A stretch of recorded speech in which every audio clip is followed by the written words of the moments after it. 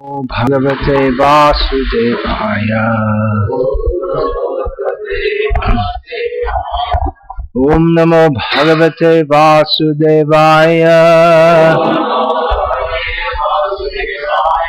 Om Namo Bhagavate Vasudevaya.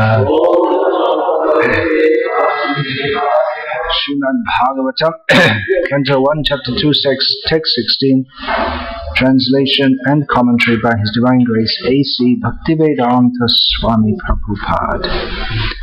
Sushrushoho Shradadhanasya Vasudeva Katha Ruchihi Syat Mahat Sevaya Vipraha Punya Tirtha Nishevanat Sushrusho Shradadhanasya Vasudeva Katha Ruchihi Syan Mahat Sevaya Vipra Punya Tirtha Nishevanat Sushrusho Shradadhanasya Vasudeva Katha Ruchihi Syan Mahat Sevaya Vipra Punya Tirtha Nishevanat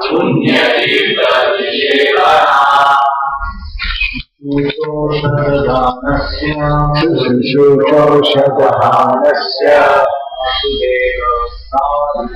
Vasudeva Katha Ruchihi Mahat Sevaya Vipraha Punya Tirtha Nishevanah Sushrusho Shradadhanasya Vasudeva Katha Ruchihi Mahat Sevaya Vipraha Punya Tirtha Nishevanah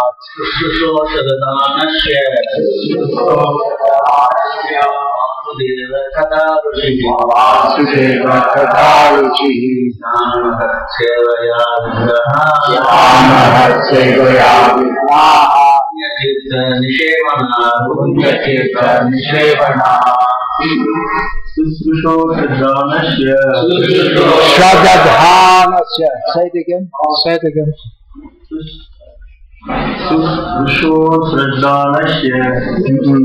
You're missing out. Say it again. Now read it. Read it. See, read it as you say it. What does it say in the Tamil? Is there a mistake in the Tamil typesetting?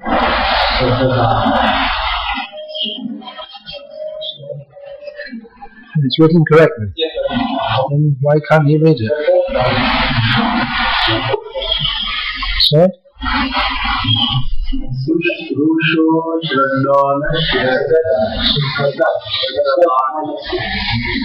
Read it. Read it syllable by syllable. Tell him.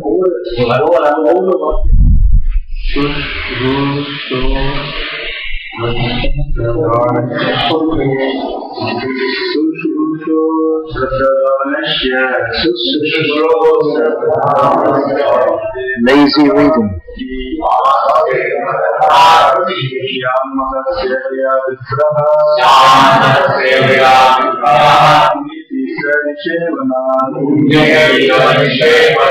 have to be careful when you're reading. If you leave out something, you can get a completely different meaning.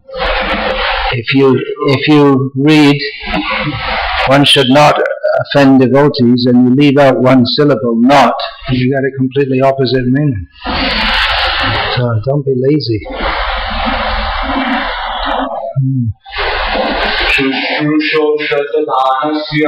Shushrushoshadhanasya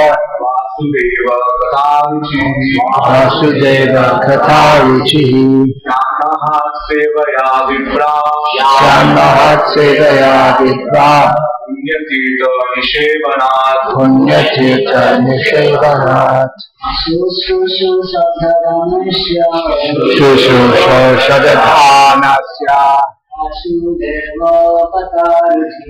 Vasudeva Katharuchihi Shyamahat Sevaya Vipra Punyatirtha Nishevanat Shushrushoshadhanasya Vasudeva Katharuchihi Shyamahat Sevaya Vipra Punyatirtha Nishevanat. Ladies, who is going to chant? Yeah, go on. Shushrushoshadhanasya Vasudeva Katharuchihi Shyamahat Sevaya Vipra Punyatirtha Nishevanat. Stop.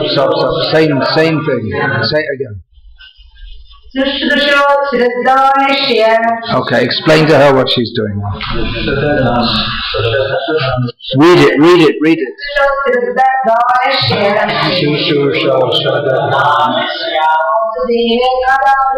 Vasudeva Katharuchihi Shyamahat Sevaya Vipra Punyatirtha Nishevanat. Shushrushoho, one who is engaged in hearing. Shraddhanasya, with care and attention. Interesting how that's translated, with care and attention. Vasudeva, in respect to Vasudeva.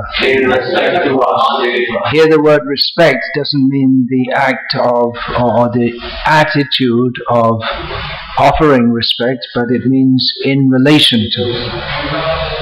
Just for clarification. I wonder how it's translated in the Tamil. How is it translated? In respect to Vasudeva? Related, okay, got it right. Katha, the message. Ruchihi, affinity.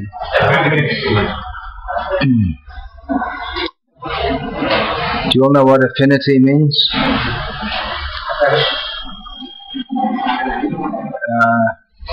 Tendency to like.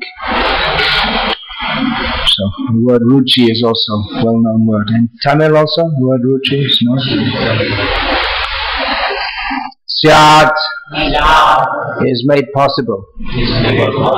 Mahat sevaya, by service rendered to pure devotees. Vipraha, oh twice born. Punya tirtha, those who are cleansed of all vice. Nishevanat, by service. Vice here is a synonym of sin. The word vice has other meanings also. Translation.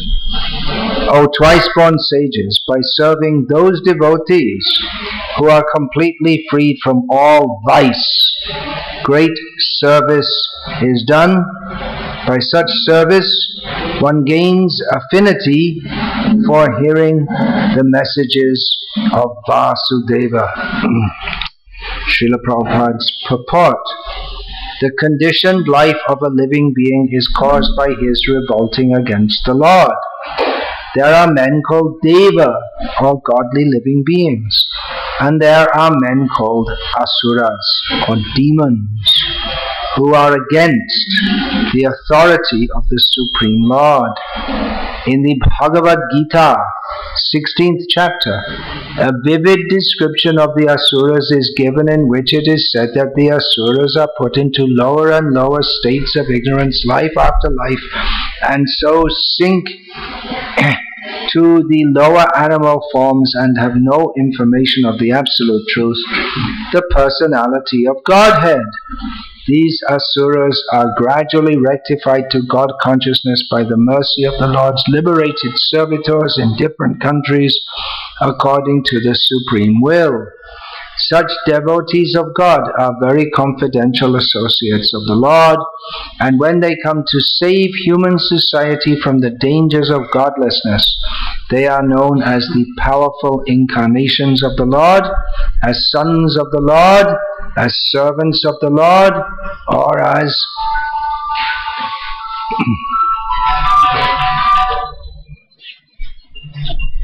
associates of the Lord. But none of them falsely claim to be God themselves.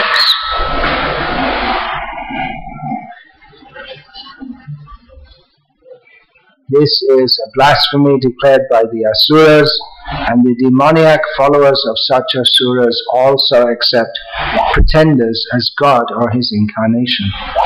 In the revealed scriptures, there is definite information of the incarnation of God. No one should be accepted as God or an incarnation of God unless he is confirmed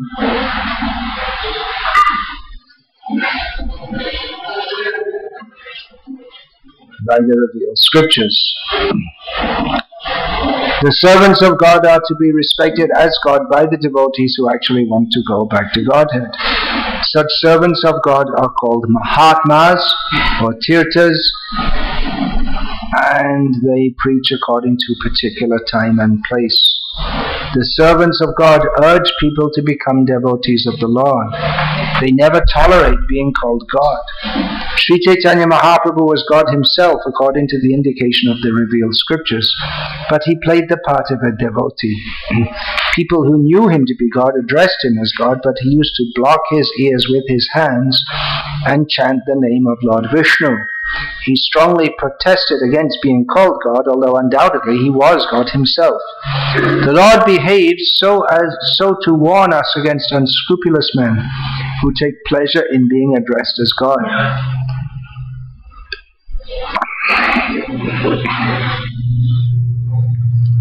The servants of God come to propagate God consciousness, and intelligent people should cooperate with them in every respect. By serving the servant of God, one can please God more than by directly serving the Lord. The Lord is more pleased when he sees that his servants are properly respected, because such servants risk everything for the service of the Lord and so are very dear to the Lord. The Lord declares in the Bhagavad Gita that no one is dearer to him than one who risks everything to preach his glory. By serving the servants of the Lord, one gradually gets the quality of such servants, and thus one becomes qualified to hear the glories of the Lord. The eagerness to hear about God is the first qualification of a devotee eligible for entering the kingdom of God.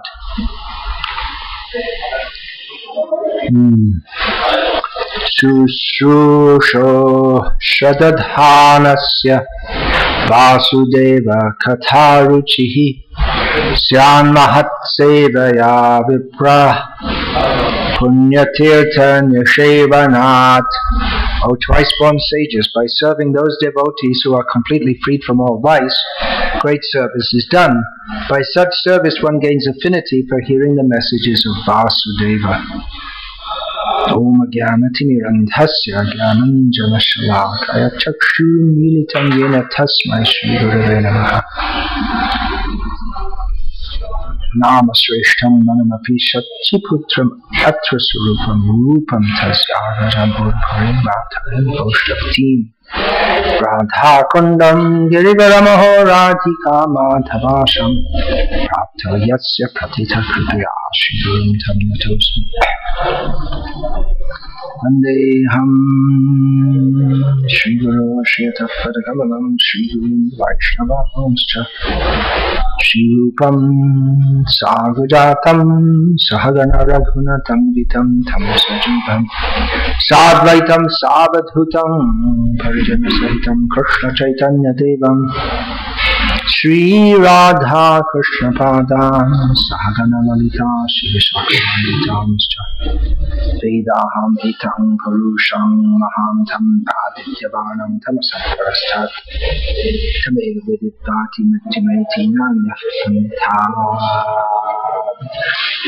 Vidyate Yanaya Yasmat Parama Paramasti Kinchit Jayati Janani Vaso Janati Janma Bhadam Yaduvara Parishat Swardhavya Adharmam Dhavya Asyam Adharmam Sthira Chara Vijana Susmita Shri Mukhena Rajapura Malitana Ambardhayam Kamadevam Parhapyadam Natavara Gopukana Vibradvasa Karikisham Vajina Teacham Randhran Venur Adhara Sudaya Puraya Yogavrindaya Vrindaranyam Svapadaраmanam Pravishat Kirti Shri Radhaya Pranaya Mahimati Tisho Bhalayaya Vasvade Yoyena Bhutamadhima Kidrisho Vamadiyaha Sokyam Chasya Madhanubhavata Kidrisham Veti Lobhat Tadbhavadhya Samajani Shachidarbha Sindho Harindu Hare Krishna Krishna Krishna Hare Hare Hare Rama Rama Rama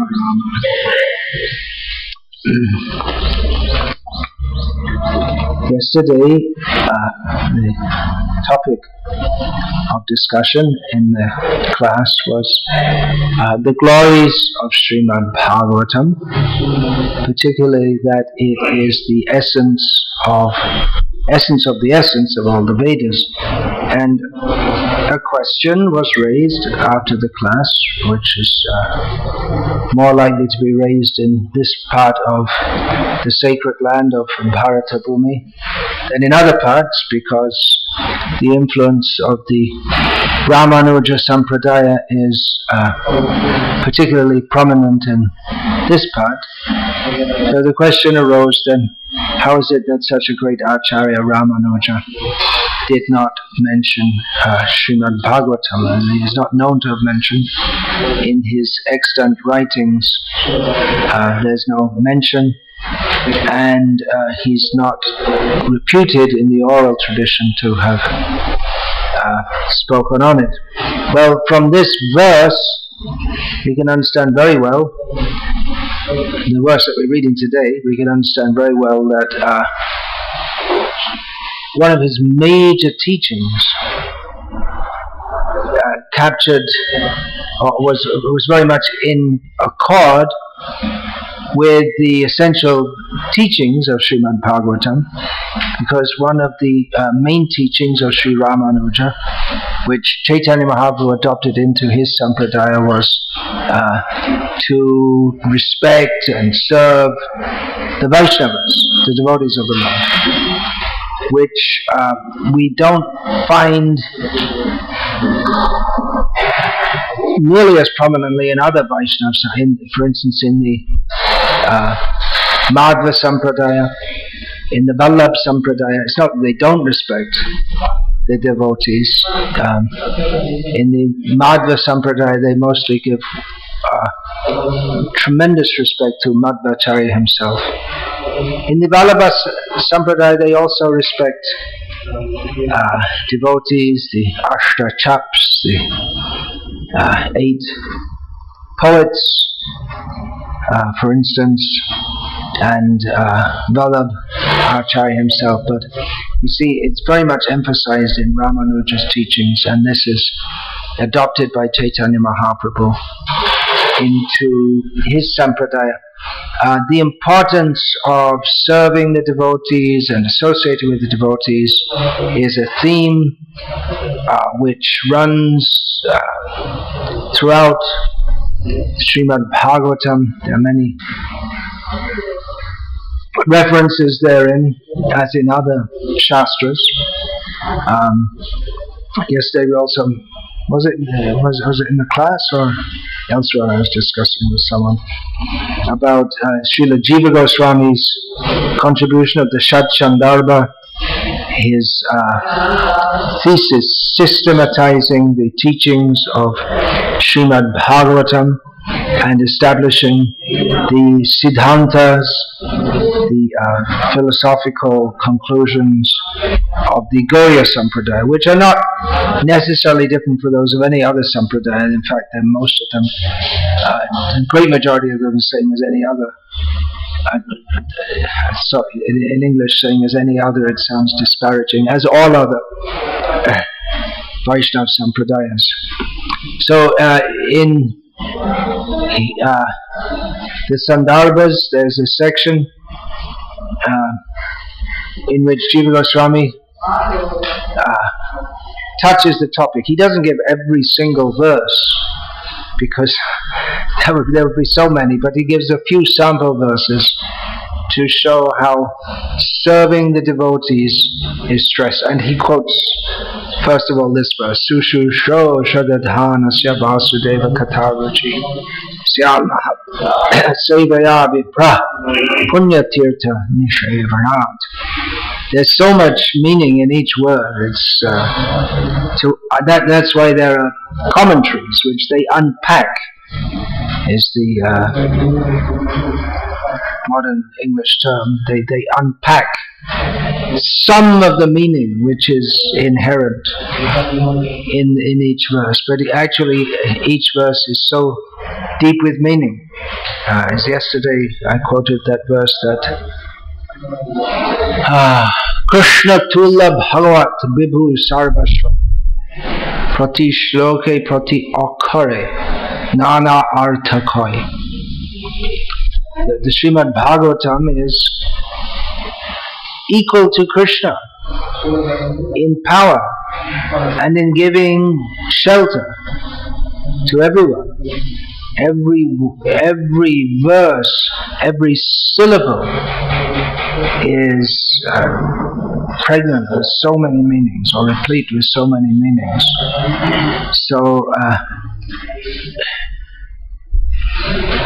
just the basic, straightforward, simple meaning is that it's emphasizing serving devotees. By serving devotees, one will get a taste for hearing the messages of Vasudeva. Because if one serves devotees, he'll hear them speaking about Vasudeva. Sri Ramanuja, again mentioning him, he said, if you can't do anything else, if you can't do any sadhana, you can't do any service, you feel yourself to be completely hopeless and useless, just sit down close to the devotees. If you can't even serve them, just sit down. Don't disturb them, just sit. Because just by being in their presence you'll be benefited. Because naturally they talk about Krishna. Naturally, Matchita Madgata Prana Bodhayanti Karaspram Katayantas Chama Nitya Chushanti Charabantisha. By the devotees there will be discussion of Krishna, because their thoughts are absorbed in Krishna. They like to discuss among themselves. They take pleasure in that. So by their association, Sangat Sanjayate Kamaha. It's a universal principle of human psychology, which before people started going to universities and getting degrees in psychology, Krishna had already noted this, that by association one's desires develop. So the topic in this section of Bhagavatam is hearing topics of Krishna and how it's beneficial to do so. But then someone may think, well, I don't have any taste for that. don't have any taste for hearing Bhagavatam. So serve devotees. Serve devotees. Try to hear from them. But if you just serve, you will get the idea. You'll get the feeling for hearing about Krishna. So this service to superiors, to gurus, and which is very much part of Vedic culture, that the perfection of that is in serving the Vaishnavas.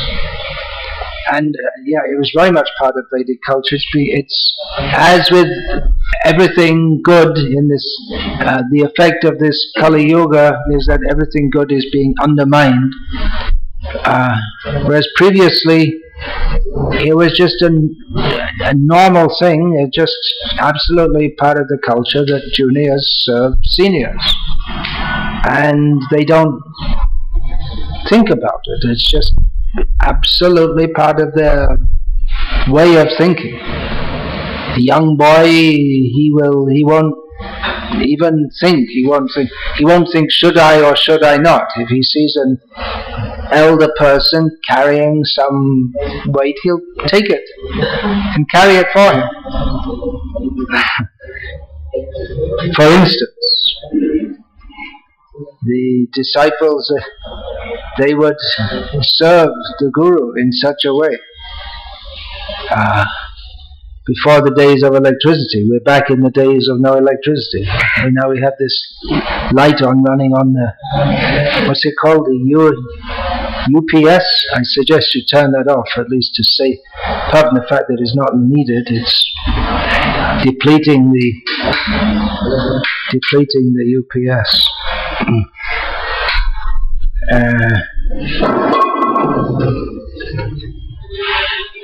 So the days were when disciples would fan the Guru all night. Hot weather, can't sleep, it's so hot, so fan him all night.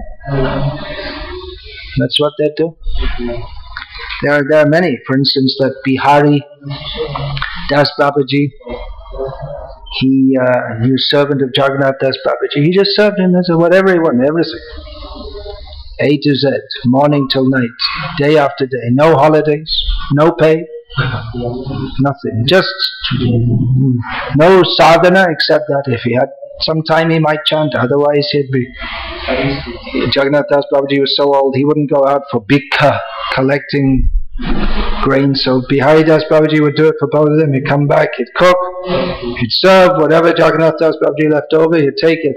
Babaji Maharaj decided to fast that day, Bihari would also. He'd carry him everywhere on his head, on a basket, like that. And Babaji Maharaj, Jagannath Das Babaji can chastise him upside down, back to front as much as he likes, and there's no going on strike or protesting, nothing. The complete attitude of service. That was there. And the Guru has complete right just to chastise as much as he liked. Of course, affection is expected also. If one serves like that, generally it's expected that affection will be there. One goes to serve a sadhu, not an asura. Of course, there are servants of asuras also, but asuras are attracted to serve asuras. And they also become asuras by doing so. So the servant of the asura, he may kill the asura and himself become the chief asura. That's always a danger if we associate with non-saintly people. And of course, one reason why the faith and the attitude of service has decreased so much in the modern age is that oftentimes the sadhus, it comes to be seen that they're sadhus just like Ravana was dressed as a sadhu. Just by dress they're a sadhu, but their intention is something different. And then people lose faith in all sadhus. From time to time that happens in India. In the last 2 years or so, within a short time, 2 big sadhus had big revelations about them. In the north there was Asharam Bapu, who was very prominent in the North India. And it came out that He's a womanizer. In the West, they wouldn't have any problem with that. They'd think, good. Good for him. But in India, well, there was also the matter of some boys dying in his ashram. So we don't know what happened there. It may have been foul play, or it may have been just sometimes these things happen. Children die, anyone can die anytime. We don't know, but it was suspicion of foul play, of murder or something like this. And then here in South India there was this Paramahamsa Nityananda, who was not so big, he was still a young man, but it came out that he was a womanizer, and he's still going on, but he lost his reputation to a large extent. So one has to be very careful choosing who one associates with. And the sadhus, they have to be very, if one is to take the role of a sadhu, which most of those present in this room are doing, then one has to be very, very careful in one's behavior. As Chaitanya Mahaprabhu said, that what is that? Shanya Shira Alpa Chidra Sharva Loke Gai Shukla Bostre Moshe Bindu Nalukai Shanya Shira Alpa Chidra Sharva Loke Gai. Just like one little stain of ink on a white cloth, you can't hide it. So in the same way, if there's a small mistake by a sannyasi, everyone will broadcast it. They'll give all respect to a sannyasi, but any little mistake, finished. So they have to be very careful in all respects. However, this does not undermine the principle of associating with sadhus. There is the Ritvik philosophy, so-called philosophy, by which they want to establish that the last guru was Srila Prabhupada. Something like Islam, the last prophet was Hazrat Muhammad, peace be upon him, otherwise you get your head cut off. And in Orthodox Sikhism, the last guru was Guru Govinda Singh, and after that they're all just useless. No one's on the level. So this idea arose because many of those within ISKCON, the followers of Srila Prabhupada, they didn't live up to the proper standard of gurus. In fact, many of them, they failed miserably. But that doesn't mean that we have to revise the whole philosophy of the Srimad Bhagavatam and the whole tradition. And but one has to be very careful in associating and seeing that sadhus are actually sadhus. They don't. Two things are possible by which the sadhus are not. Well, actually, there's only one reason why a sadhu is not a sadhu, and because the real qualification of a sadhu is bhajate mam ananya bhak. His firm determination to serve Krishna is the qualification to be a sadhu. Sadhu eva samantavya. And even if apichet sudaracharo, even if he performs some very bad activity, he should still be considered a sadhu if his determination is to serve Krishna wholly and solely. However, it's not expected that people who are committed to serving Krishna perform very bad activities. So if someone continues to do so, that means his resolve to serve Krishna is not very strong, or he's not on a very high level. because if one's resolve is to serve Krishna, then even if he makes a serious mistake, then Shipram Bhavati Dharmatma, he quickly comes to the proper position. But so, and that is the real qualification of a sadhu. If one is to take the position of leading others in Krishna consciousness, then should keep his behavior up to the proper standard. Otherwise, it causes much disturbance in Vaishnava society, to the extent that some people have fabricated this quite amazing philosophy that the institution of guruship is terminated. Although there's no indication anywhere in Shastra about this. So the other reason why someone shouldn't be the real reason one shouldn't be considered a sadhu is if he's not a pure devotee of Krishna, if his determination is not to serve Krishna. So we should search out those devotees whose determination is to serve Krishna. Now, of course, there are different levels of devotees. This is discussed in Srimad Bhagavatam. Uttam Madhyam Kanishta Shraddha Vanjan Hoy Bhakti Adhikari Uttam Madhyam Kanishta Shraddha Anusare. One is known to be a devotee if he has faith in Krishna and the principle of devotional service. One is considered Uttam, Madhyam or Kanishta, topmost, middle level or lowest level, according to his development of faith. Now, in relation to the verse that we're reading today, we see the Kanishta Adhikari.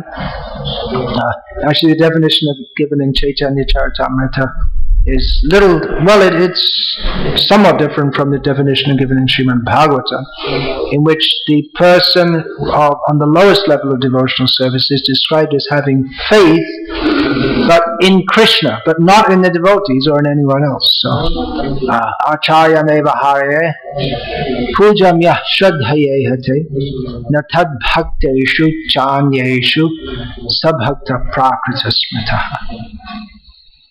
One whose devotional service is still not come beyond the modes of material nature, still on the material platform, worships Krishna, the deity, with great faith, but he neglects the devotees and there's no interest in anyone else. It's me and Krishna.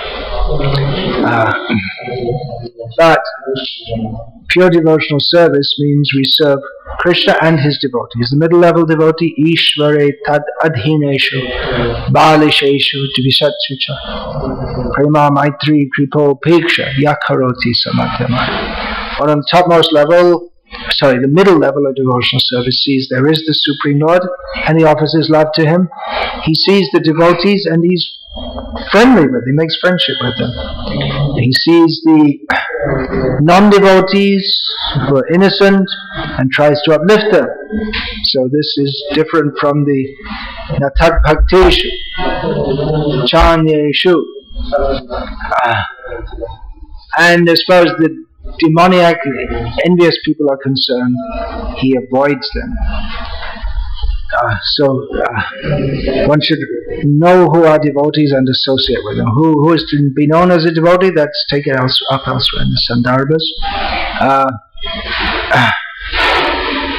And Jiva Goswami quotes from the 11th canto of Bhagavatam, Lord Krishna's instructions to Uddhava, in which he states, Lord Krishna states that by associating with great souls, devotees, one attains the supreme auspicious benefit. So, 4 verses in this regard. O greatly fortunate Uddhava, in the association of such saintly devotees, their characteristics have been explained just prior to this, there is constant discussion of me. And those partaking in this chanting and hearing of my glories are certainly purified of all sins. So you can see how beneficial it is, because devotees talk about Krishna, and by hearing such topics, the same topic, the same point that's been made in this verse we're reading today, Shushu Shadadhanasya, that this discussion, which is in this section of the second chapter of the first canto of Bhagavatam, is how by hearing about Krishna, one becomes purified from sinful reactions, and one attains affinity for hearing about Krishna. So the same things being stated elsewhere in Bhagavatam from a little different perspective. Actually, many of the points are repeated again and again in different contexts, from different perspectives. And Jiva Goswami has collected the essence of the teachings of Bhagavatam, and it takes up already. It's the sixth. Shadchandava means the 6 essays, which are, they themselves take up as huge works. But if you could be expanded even more. So, continuing, quoting from the 11th canto, whoever hears, chants, and respectfully takes to heart these topics about me becomes faithfully dedicated to me and thus achieves my devotional service. What more remains to be accomplished for the perfect devotee after achieving devotional service unto me, the Supreme Absolute Truth, whose qualities are innumerable and who am the embodiment of all ecstatic experience? Just as cold, fear, and darkness are eradicated. How can cold, fear, and darkness be eradicated by one thing?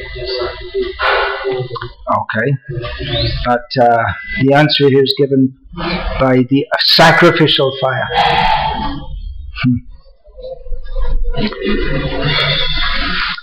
The sun,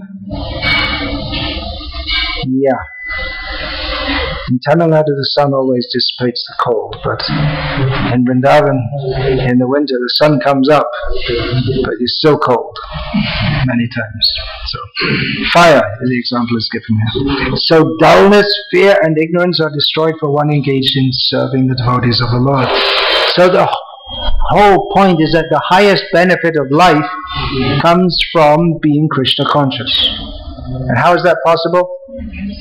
Primarily by associating with devotees and by serving. Associating with them, I quoted Ramanuja saying, "Will you sit with them?" That's something like Shantarati. You're just there, appreciating. But better than that is to serve the devotees. And for one who does not associate with devotees, then what happens? Well, one remains in the bodily concept of life. And a famous verse is quoted in this regard, that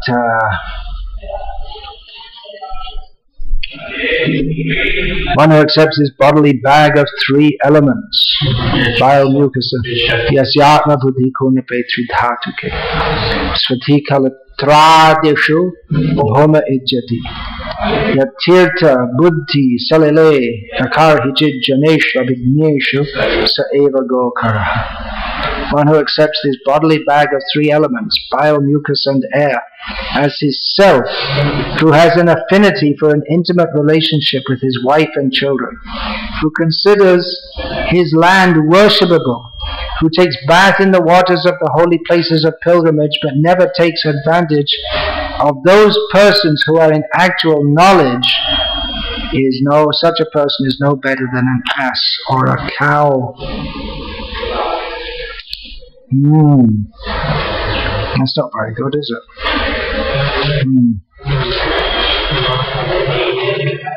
Oh, I left out. I jumped too quickly. Going back to another verse about the result attained by serving great devotees. O Lord, who has a lotus navel. It's from the Bhagavatam again, this time from the 4th canto. If a person happens to associate with a devotee whose heart always hankers after your lotus feet. Hankers means strong feeling. Oh, I want that, I want that. Akanksha. Is that the right word? What do you think? Desire is one thing, but desire can be little bit, but akanksha means strong desire. Is it? Very strong desire. Who always hankers after your lotus feet, seeking always their fragrance.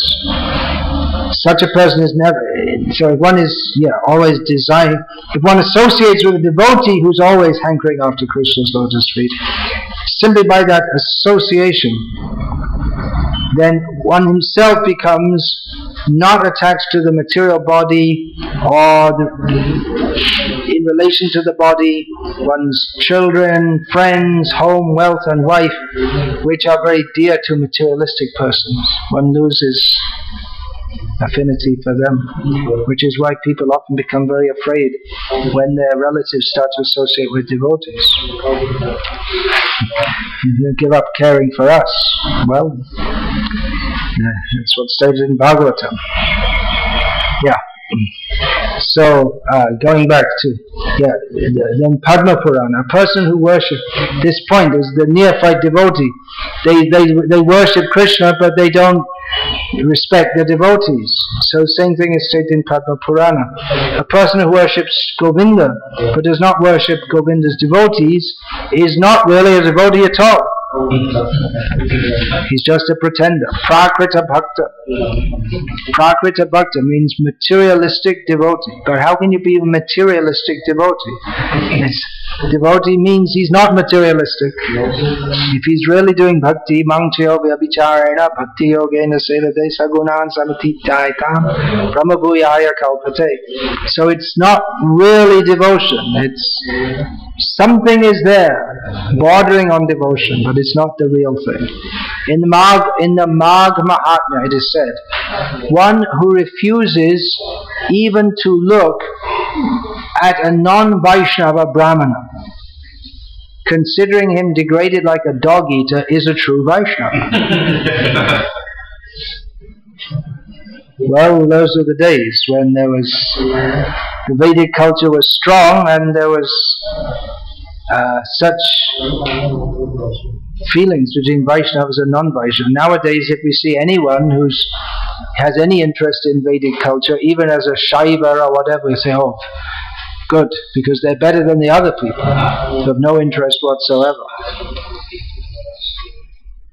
You get the point? When everyone's in Vedic culture, then there's more division. This is the proper way to follow. No, that's wrong. But nowadays, when no one's following anything, if there's some Shaiva with big tilak like this and chanting Vishnu Sahasranam, I say, oh, that's very nice, you're chanting Vishnu Sahasranam. Whereas previously we'd say, don't even look at him. Just talking about Ritvikvadis, it may be that you're stuck somewhere with a group of non-devotees and you find someone who's a Ritvikvadi, well, at least he's a devotee of Krishna and has faith in Prabhupada. Some kind. So such a person, just by his rejection of the non-Vaishnava Brahmanas held in such esteem, but he's not a Vaishnava, no, don't want to see him. So such a person who has such a feeling toward non-devotees purifies the three worlds. And again, important point, stressed again and again in Bhagavatam and elsewhere, persons who are devoted to Krishna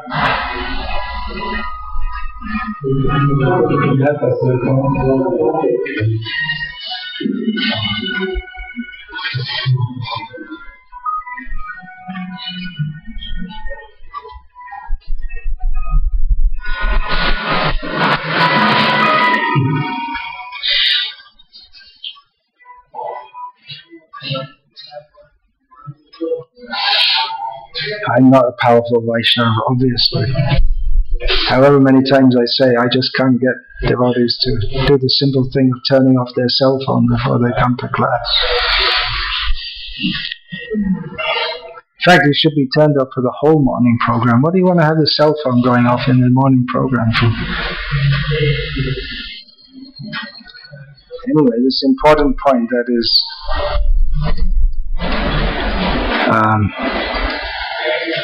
again and again said in Bhagavatam and elsewhere.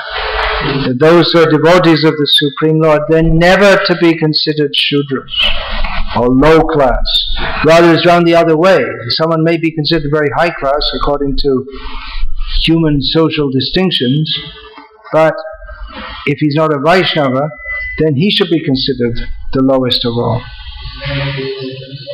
And Jiva Goswami gives so many evidences, so much evidence from various shastras. A Vaishnava, even if born in a family of Chandalas, purifies someone. If you worship such a person, you become purified. Usually if you even look at a Chandala, then you become contaminated. But if that person is born in Chandala family and he worships Krishna, then by worshipping him, you become purified. Normally people wouldn't even look at such a person, what to speak of speaking of them, what to speak of worshipping them. But the Shastra says that if you even remember such a person, even though born in a Chandala family, but he's a pure Vaishnava, then even by remembering him, you become purified. You don't become contaminated. But if you think in another way, oh, I thought of that Chandala, then you become contaminated. He's not contaminated, you are contaminated. And if you think that someone is wrong because they worship someone born in a low family who's a Vaishnava, then you yourself become very sinful and contaminated. And if anyone even thinks that someone who is a Vaishnava is low class because he's born in a low family, just by thinking that, you go to hell for a long time. That point I was making at the beginning, that even the guru or the devotee may speak to the disciple or whatever very harshly. He may do so sometimes. There are many instances sometimes. But the disciple just accepts. That's all. That's the ideal. I don't know how much it applies nowadays, where everyone has their own rights. I'm just waiting for the disciples' rights. What are the rights? We have our human rights, as stated in the Srimad Bhagavatam. Is human rights stated anywhere in the Srimad Bhagavatam? It's in one of the purports in the 12th canto, not by Srila Prabhupada. It speaks about human rights. This is an invention of modern liberal humanists, but disciple has no right. He surrenders to the Guru because he trusts that the Guru will guide him in such a way that he will benefit. But he has no right to demand anything. I was just reading yesterday, I never knew of this before, that one devotee with Srila Prabhupada's encouragement, well actually it was a group of devotees who had developed the first ISKCON press for printing Srila Prabhupada's books in the West. And one devotee in particular, he had worked very hard and he was completely into it. He never went to any temple program. He'd chant his rounds, maybe, and then he'd be working all day. He was completely into the press, and he was doing very well. And all of a sudden a letter came from Prabhupada that we now got the good deal with Dai Nippon Printing Company in Japan, so we can dissolve the ISKCON press. And then that devotee just left. He felt completely let down, and he thought,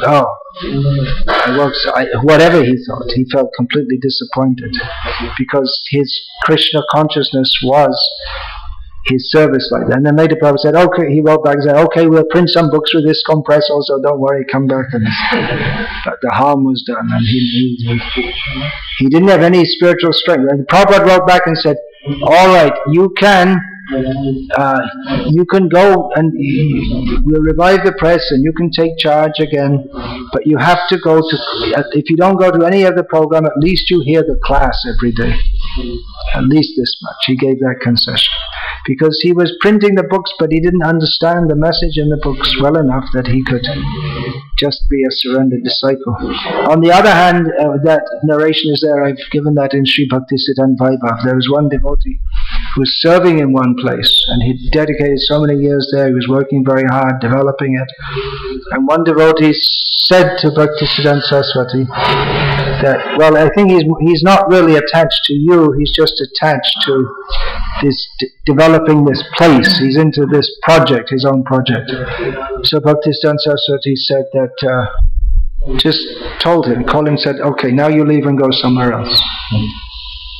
So he said, okay, just give me a little time to wind up the affairs. He was completely ready. And then in this way, Saraswati Thakur showed that he wasn't attached to, particularly to any particular service, my project, but he was attached to serving the Guru in any way, whatever the Guru thought best.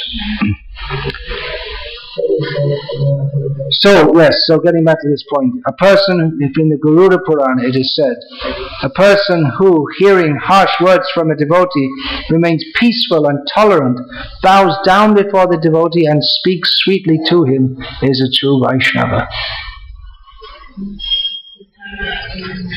So there you go. Sometimes it may be that Vaishnavas need to be corrected in some way, but the general attitude is to not fight. There may be, in some cases, there may be, in the Leela of Chaitanya Mahaprabhu, you see that Khatmati, that's called, arguments between, quarrels between himself and Jagadananda Pandit. That is on the platform of Leela of Prem. Damodar Pandit would himself criticize Chaitanya Mahaprabhu. You're not doing this properly. But that's on the level of pure devotion. Another one who criticized Chaitanya Mahaprabhu was Ramachandra Puri, but that wasn't on the level of pure devotion. That was offensive. So there are all these fine considerations, sukshma vichar,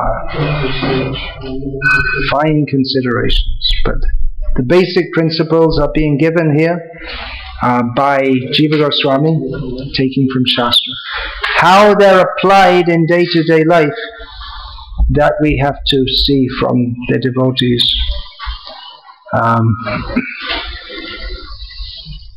Srila Prabhupada, in the introduction to his epic commentary on, translation and commentary on Srimad Bhagavatam, he first gave an overview of the life and teachings of Sri Chaitanya Mahaprabhu, because Sri Chaitanya Mahaprabhu embodies the teachings of the Bhagavatam.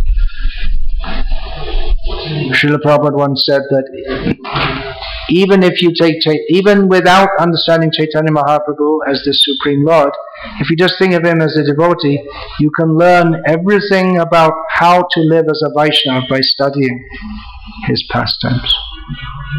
So Chaitanya Mahaprabhu, Srila Prabhupada said, is the living representation of Bhagavatam, something like this. On the basis of that, Hari Shauri Prabhu made his transcendental diary with the understanding that Srila Prabhupada is a living Bhagavatam. He lives the message of Bhagavatam. You can learn the message of Bhagavatam by observing Srila Prabhupada. I feel that that description needs to be fine-tuned a bit, because we have to learn. We wouldn't recognize Srila Prabhupada as being the living Bhagavatam unless we knew what the message of the Bhagavatam is. So you also have to hear the Bhagavatam. But of course that also comes from hearing Srila Prabhupada, who spoke the message of Bhagavatam literally day and night. And he lived it also. Not like myself, for instance, who speaks it when he sits on the seat and doesn't embody it at other times. But but anyway, I was saying that's why gurus are also needed, just to see how to apply the teachings in particular circumstances in our lives. The general principles are given in the Bhagavatam, how to apply them. Srila Prabhupada was expert in applying the teachings of dealing with everybody in such a way that they could be benefited in Krishna consciousness, even if sometimes it might appear to be in a reverse way.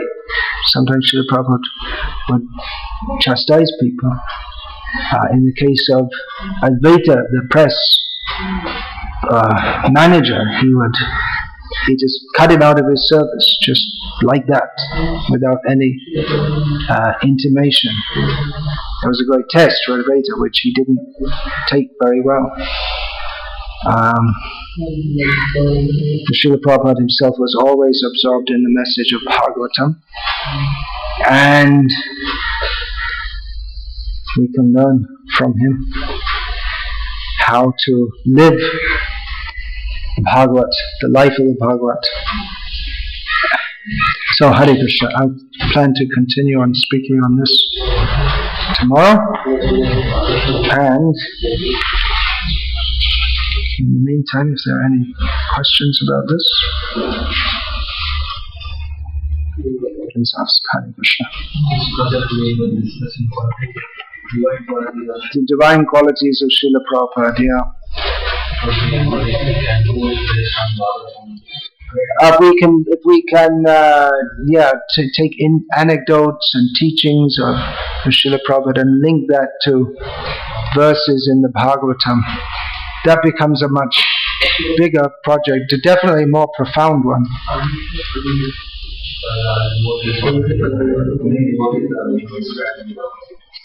Yeah.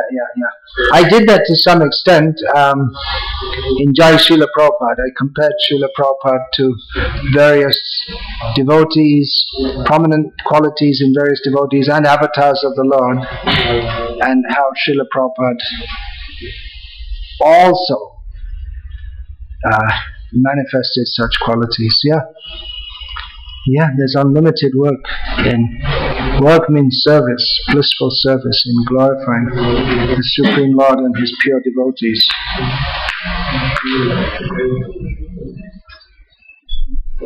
It's very important also to properly define words. For instance, the word okay, finished. That's enough. 3 times is enough. Alright, the class is finished. Hare Krishna.